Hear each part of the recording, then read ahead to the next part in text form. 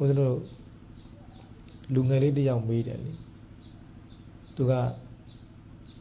မိဘနှစ်ပါးကဗုဒ္ဓဘာသာပဲဒါပေမဲ့သူကနိုင်ငံခြားမှာကြီးပြင်းလာတာမိဘတွေရဲ့ control လုပ်မှုထိန်းချုပ်မှုကလည်းအားနည်းပုံရတယ်အဲ့တော့သူဗုဒ္ဓနဲ့ပတ်သက်ပြီးဘာမှမသိဘူး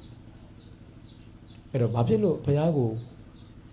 ကိုးကွယ်ရမှာလဲဆိုတဲ့မေးခွန်းကိုမေးတာပေါ့နော်ဘာဖြစ်လို့ဘုရားကိုယဟန်ဂေါတမဗုဒ္ဓကိုဘာလို့ကိုးကွယ်ရမှာလဲ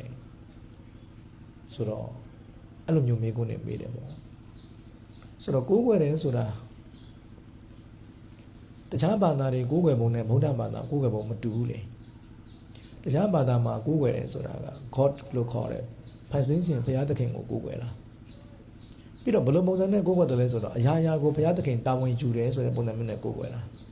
ဘုရားသခင်ကမဆာမယ်ဘုရားသခင်ကကဲ့တင်မယ်ဘုရားသခင်ကဲ့တင်လိုက်မယ်ဘုရားသခင်မဆာလိုက်မယ်ဆိုတဲ့ပုံစံမျိုးနဲ့ယုံကြည်ပြီးကိုးကွယ်တာဗုဒ္ဓဘာသာမှာကကိုးကွယ်တယ်ဆိုတာဘုရားရဲ့အဆုံးအမတွေကိုနှစ်သက်လို့ဆရာတင်ပြီးကိုးကွယ်တာမတူဘူးဘုရားရဲ့လမ်းညွှန်မှုတွေကောင်းလုံးလို့အဆုံးအမတွေကောင်းလုံးလို့အဲ့ဒီလမ်းညွှန်မှုအဆုံးအမတွေကို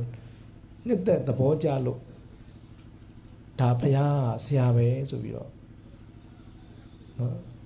ဆရာသခင်အနေနဲ့မြတ်စွာဘုရားကိုကိုးကွယ်တာဘုရားကငါတို့ကိုကယ်တင်လိုက်မယ်ဘုရားကငါတို့ကိုမဆာလိုက်မယ်လို့ဆိုတဲ့ပုံစံမျိုးနဲ့ကိုးကွယ်တာမဟုတ်ဘူးကိုးကွယ်တယ်ဆိုတဲ့စကားလုံးမှာဟိုကအဓိပ္ပာယ်ကွဲနေတယ်ဗုဒ္ဓဘာသာမှာကိုးကွယ်တယ်ဆိုတာဘုရားရဲ့အဆုံးအမကိုနှစ်သက်လို့ဘုရားကိုဆရာတင်ထားတာပါငါတို့ကိုဘုရားကအကုန်တာဝန်ယူလိုက်မယ်ဆိုတဲ့ပုံစံမျိုးနဲ့ကိုးကွယ်တာမဟုတ်ဘူးအဆုံးအမကောင်းတွေပေးသနာတော်မူလို့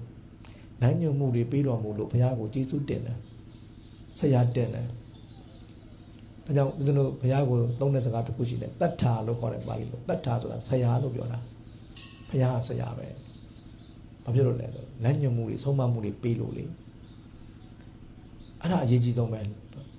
လမ်းညွှန်မှုဆုံးမမှုမရရင်အမှားကိုအမှန်ထင်အမှန်ကိုအမှားထင်တယ်နော်ကုသိုလ်ကိုအကုသိုလ်ထင်တယ်အကုသိုလ်ကုသိုလ်ထင်တယ်ဘုရားပွင့်တော်မူလို့သာဘုရားဆုံးမတော်မူလို့သာဘုရားကကုသိုလ်ဘုရားကအကုသိုလ်သိခွင့်ရတာပေါ့ဒါကြောင့်ဦးဇင်းတို့တော်မျိုးမာကတော်ဆရာတော်ဘုရားကြီးမိန့်တယ်ဘုရားရှင်တော်မပွင့်ပေါ်လေလူတော်အများစိတ်ကောင်းထားလဲ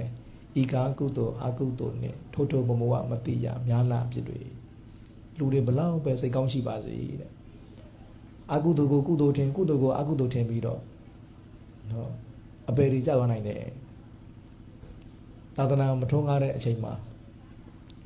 လူတွေစိတ်ကောင်းမရှိဘူးလားရှိတာပေါ့